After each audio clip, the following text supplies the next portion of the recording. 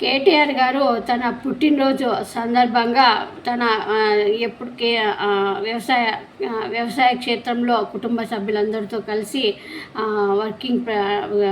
BRS working president KTR గారు ఒక మొక్క నాటారు. తండ్రి కేసీఆర్ సహా తన కుటుంబ సభ్యులందరితో కలిసి పుట్టినరోజులు జరుపుకున్నారు ఎర్రవల్లి ఫార్మ్ హౌస్లో.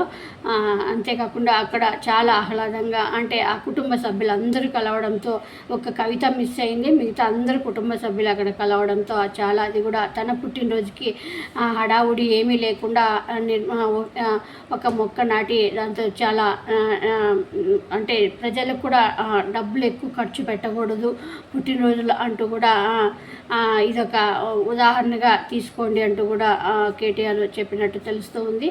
సో తన పుట్టినరోజు సందర్భంగా ఒక మొక్క నాటాడు తన వ్యవసాయ క్షేత్రంలో కేటీఆర్ గారు.